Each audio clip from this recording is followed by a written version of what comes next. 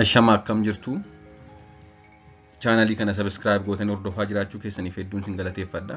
Ani maqaan kee Dr. Abarraa Olaaniin jedhama. Hakiima daa'immanii fi barreessaa kitaaba bu'uura fayyaa daa'immaniiti. Chaanalii kana subscribe goone taanaan subscribe gochuun waa'ee daa'immanii waan hedduu irraa baradhaan jedha. Barnoota nama qabadhee jiru waa'ee ijoollee lakkuu yeroo guddisnu wantoota beekuu qabnu kan jedhudha. Maatiin ijoollee lakkuu yeroo argatan maal beekuu qabu, maal gochuu qabu kan jedhudha. Ijoollee lakkuu guddisuun gammachuus ta'e dadhabbii yeroo daa'imman guddisan maatiin qaban harka lama dabala. Maatii ijoollee lakkuu guddisan yoo gaafattan dadhabbiis qaba, hirriba dhabuu qaba, kunuunsa daa'ima tokko yeroo guddisnu qabnu harka lama dabala jechuudha. Akkasumas immoo gammachuu mataasaa qaba. Mee akkaataa itti dadhabbii guddisni daa'imman lakkuu qabu salphisuu dandeenyu akka armaan gadiitti haa ilaallu. Inni jalqabaan itti qophaa'uudha. Yeroo ammaa hordoffii ulfaa biratti yookaan yeroo hordoffii ulfaa taasisan haadholiin hedduun altiraasaawundii waan jiruuf waan ilaalamaniif akka lakkuu ta'an hin beeku. Akka yeroo durii osoo hin ta'in erga mucaan dhufee osoo hin ta'in kan beekan yeroo hordoffii ulfaa taasisan hin beeku jechuudha haadholiin hedduun. Kanaafuu egaa yaadaanis ta'e wantoota daa'imman lama guddisuuf barbaachisan qopheessuun murteessaadha. Yaadaanis dursanii itti of qopheessuu akkasumas immoo meeshaa barbaachisu guyyaa jalqabaarraa kaasee hanga daa'imman guddisnutti maal akka nu barbaachisu dursanii itti yaadne keessumaa ji'oota muraasa keessatti wantoota nu barbaachisan qopheeffachuun barbaachisaadha jechuudha. Akkasumas haadholiin lakkuu ulfaa'an yoo xiqqaate torban 2 yookaan torban 3 yeroo eegamu dursanii da'uu waan danda'aniif akkasumas waan ta'eef itti qophaa'uun barbaachisaadha. Haati tokko yeroon geessee deesse kan jedhamu yoo ulfi torban 37 hanga torban 42 gidduu ta'edha. From 37 weeks to 42 weeks ulfa guyyaa 280 naannoo sana kan eegamu jechuudha. Haa ta'u malee kanneen lakkuu ulfaa'an yeroo hedduu yeroo kana osoo hin ta'in kan ta'an torban 2 yookaan torban 3 dursanii da'u jechuudha. Naannoo torban 35 dursanii da'u jechuudha. Kana dursanii beekuun barbaachisaadha. Akkasumas immoo eessatti akka da'uu qaban haati lakkuu ulfooftee tokko yeroo hedduu hospitaalatti kan da'uu qabdu. Sababni isaas daa'imni jalqabaa haaluma sirrii ta'een dhufeera yoo ta'e inni jalqaba dhalateera yoo ta'e kan lammaffaa tariitii haala sirrii hin taaneen dhufuu danda'an ta'eef amma danda'ametti hospitaalatti da'uun barbaachisaadha jechuudha. Kun egaa maal barbaachisaa? Dursanii itti qophaa'uu, itti yaaduu, waan hundumaa itti qophaa'uu barbaachisa. Akkasumas immoo ciniinsuun osoo yeroon hin gahin akka jalqabu beekuu danda'uu qabu jechuudha maatiin akkasii. Yeroo hedduu daa'ima tokko kanneen guddisan biratti gaheen abbaa xiqqaadha. Akkas optional kan ta'edha. Nam tokko take care gochuu ni danda'a jechuudha. Haati qofti baay'inaan take care gochuu ni dandeessi. Akkas jechuun koo yeroo hundaa jechuu koo ta'in yeroo baay'ee daa'ima tokko yeroo argatan maatiin yeroo hedduu haadhatti kunuunsa. Kun ta'uu qaba jechuu koo ta'in nam tokko daa'ima tokkoof yeroo hedduu ni ga'a jechuudha. Haa ta'u malee daa'imman lamatu dhufaa jira taanaan haatii fi abbaan harma hoosisuun alatti walqixa guddisuu irratti hirmaachuuf qophaa'uu qabu. Nama lama dhufaa jira waan ta'eef nam tokko al takkaatti daa'ima tokko qofa kan keessummeessuu danda'u. Kanaaf lamaan isaanii walqixa qophaa'uu danda'uu qabu. Except yeroo harma hoosan qofa. Egaa akkuma beekamu haadha qofaatti harma hoosan ta'eef kanaan alatti walqixa qophaa'uu qabu jechuudha. Dursanii yeroo itti yaadan yookaan yeroo qophaa'an yookaan haala hojiif jireenya irratti hundaa'uun nama biraa mijeessuun barbaachisaadha. Abbaa fi haati walqixa qophaa'uu qabu yeroo jedhu nam lama ta'uu qaba malee dirqama abbaa ta'uu qaba jechuu miti. Takka haalli hojii abbaa yookaan haalli hojii haadha kan boqonnaa hin qabne kan biizii ta'e ta'uu danda'a. Akkasumas egaa daa'imman lama guddisuunis galii mataasaa barbaachisa, galii fooyya'aa. Kanaaf haala mijeessuun barbaachisaadha. Nam lamatu argamuu qaba jechuudha yeroo tokkotti mana keessatti kan daa'ima take care godhu. Inni lammaffaan wal faana keessummeessuu kan jedhudha. Xuuxxoo kan hodhan yoo ta'an yookaan nyaata yeroo nyaatan lama ta'uun tokko wal faana nyaachisuun barbaachisaadha. Abbaa fi haati tokko qabatanii wal faana xuuxxoo baasu, wal faana nyaata nyaachisuun barbaachisaadha jechuudha. Abbaan mana jiru taanaan immoo namni biraa akkuma sila jenne itti yaadanii nama tokko dabalata manaa qabaachuu qabu. Lama ta'anii al takkaatti nyaachisuun barbaachisaadha jechuudha daa'imman akkasii. Yeroo akkasii tasgabbaa'anii akka nyaatan taasisa. Yoo kanaa achi yeroo tokko nyaata tokko boo'uu danda'a, jeequu danda'a jechuudha. Tokkollee seeraan nyaachisna huu dandeenya. Inni garbiraan hanga danda'ametti sa'a hirribaa sa'a wal fakkaataa akka rafan barsiisuu. Yeroo daa'imman rafanis waliin rafuu qabdi waan ta'eefaati.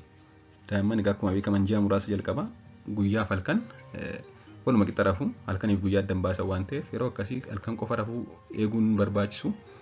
Amma danda'ametti sa'a wal fakkaataa ta'etti hoosisanii sa'a wal fakkaateetti akka isaan rafan mijeessuun waliin xiqqoo boqonnaa fudhachuu qabdi jechuudhaati. Akkasumas yeroo qaama dhiqanis yoo danda'ame meeshaa bal'aa keessa kaa'uun dabareen dhiquu. Meeshaa guddaa tokko keessa kaa'anii achuma keessatti bishaan keessa kaa'anii jechuudha. Achuma keessatti dabareen dhiquu. Yookaan immoo daa'imman torbanitti guyyaa 2 yookaan 3 qofa caalaa hin dhiqnu waan ta'eef qaama isaanii tokkorra yoo dhiqne tokko booda dhiquu gaariidha jechuudha. Ijoollee lakkuu kophaa siree adda addaa irra raffisuurraa wal bira yoo rafan baay'een boo'an. Qorannoon tokko agarsiisutti daa'imman siree daa'immanii irra raffisnu daa'imman lakkuu kophaatti siree qopheessuu osoo hin ta'in siree xiqqoo bal'aa ta'e lamaan isaanii qopheessuun hin ga'a jechuudha. Akkasumas immoo faayidaas mataa isaas qaba. Yeroo wal bira jiranitti yeroo wal bira ciisanitti hedduu boo'uun rakkisan jedhama. Kanaaf siree bal'aa qopheessuun akka irra rafan taasisuudha. Gadameessa tokko keessa ji'a 9 ol waliin turan waan ta'eef kun baay'ee isaan rakkisu jechuudha. Inni sadaffaan gargaarsa gaafachuudha. Daa'imman lakkuu guddisuun sa'aatii fayyadamuu beekuuf kan digirii barbaachisu fakkaachuu mala. Yeroon hin jiru jechuudha. Haati daa'imman lakkuu guddistu boqonnaa xiqqoo ishee fudhachuuf mana fincaanii deemuuf yeroo dhabuu dandeessi. Daa'imman 2 guddisuu haa turuuti tokko guddisuun kophaadha taanaan yeroon xiqqoom ishee dhibuu danda'a. Yeroo itti nyaata qopheessitu, yeroo itti mana fincaanii deemtu, yeroo itti lamaan isaanii ta'e gochuun hin jiru jechuudha yeroon. Boqonnaafis yeroon hin jiru. Kanaaf maal gochuu qabdaati? Akkuma sila jenne nama qopheeffachuu nama dabalataa. Haa ta'u malee amma danda'ametti qindoominaan socho'uu, hojii qooduu hundumaa ofii hojjechuu osoo hin ta'in hojii nama mana jiru adda addaatti qooduu, kan turuu danda'u hojii adda addaa tursiisuu. Egaa akkuma sila jenne nam 2 qopheeffattee taanaan ta'e tokko taraa teekkeer gochuu, hojii turuu danda'u tursiisuu, hundumaa daa'imaaf ofii qopheessuu ofii hojjechuu osoo hin ta'in hojii hiruun barbaachisaadha jechuudha. Yoomiyyuu gargaarsa gaafachuufis boodatti deebi'uu hin qabdu haati daa'imman lakkuu guddistu. Hiriyyaas haa ta'u namni ollaas haa ta'u namni kamuu naannoo yeroo jiraate gargaarsa gaafachuun barbaachisaadha. Qofaa ishee guddisuu hin dandeessu waan ta'eef daa'imman 2. Ijoollee naannoo jirtu fakkeenyaaf daa'ima qabu osoo hin ta'in haala mana keessaa waa tokko akka isaanii sirreessitu waamtee akkaataa raawwatan taasisuun barbaachisaadha jechuudha. Yeroo namni gargaarsa sii kennuu jedhu immoo diduu hin qabdu. Amma danda'etti gargaarsa gaafachuu qabdi jechuudha. Qabxiin biraan akka nama lamaatti hubachuudha. Daa'imman sun yookaan ijoolleen sun lakkuu ta'an malee nama garaagaraa lama akka ta'anitti beekuun barbaachisaadha. Yeroo hedduu daa'imman monozygotic twin yookaan baay'ee kan wal fakkaatan yoo ta'e ijoollee lamaan yoo baay'ee wal fakkaatan guyyuma jalqabaa adda baasuun barbaachisaadha. Maaliif yeroo harma hoosisanis yeroo nyaachisanis yeroo raffisanis nama adda addaa akka ta'an beekuun barbaachisaadha. Eenyu akka harma hoosisan eenyu akka hin hoosisin adda baasuu fi guyyuma jalqabaatii kaasanii adda baasuun barbaachisaadha. Yoo tarii qaama isaaniirra waan adda ta'e milikitiin adda ta'e jiraate mallattoon inni kun gaariidha. Yookaan baay'ee wal fakkaatan ta'e immoo maal gochuu qabu guyyuma jalqabaarraa kaasanii qeensa isaanii irratti qalama garaagaraa dibuu. Tokko irratti diimaa tokko irratti qalama biraa dibuu fakkeenyaaf gurraacha. Biraasileetii tokko yookaan wantoota ta'e tokko irratti harka isaa irratti tokko irratti immoo miila irratti gochuu yookaan tokko qofa irratti godhanii tokko dhiisuu. Yeroo hedduu uffataaf kophee wal fakkaatu uwwisuu barbaadu maatiin yommuu kun badaa isaan biratti rakkoon qabu ta'e kophee garaagaraatti gochuu uffata garaagaraatti uwwisuun barbaachisaadha jechuudha. Adda baasuun barbaachisaadha. Egeree daa'ima sanaafis haa ta'u ammayyuu kam akka hoosisne kam akka hoosisne adda baasuuf baay'ee murteessaadha jechuudha.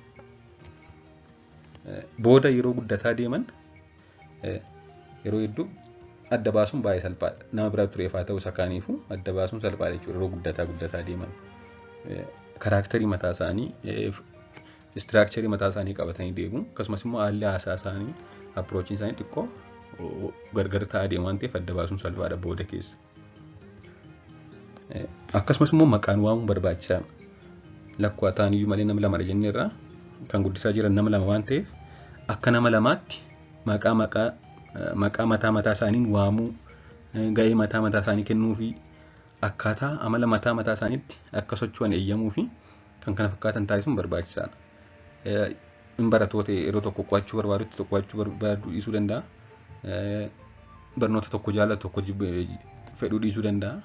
Akkaataa mataa isaaniitti keessummeessuudha malee giddeeta yookaan dirqama akka nama biraatti socho'uu hin qaban lakkuu waan ta'aniif akka lakkuu biraatti jechuudha. Akka nama lamaattidha akka mataa isaaniitti kan isaan fedha mataa isaanii deemsa guddina mataa isaanii deemsifatan. Kana gamaatiin kabajanii fi waliin deemuu qabu jechuudha.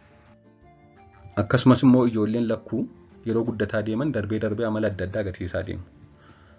Yeroo hedduu lakkuu ta'uu isaanii ni jaallatu. Ijoolleen lakkuun hedduun isaanii akkasumas immoo lakkuu ta'uu isaanii osuma jaallatan immoo dabalata of ta'uu barbaadu.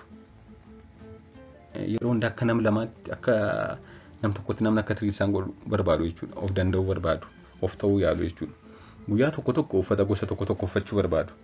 Yeroo biraa immoo uffata gosa adda addaa uffachuu barbaaduu danda'u.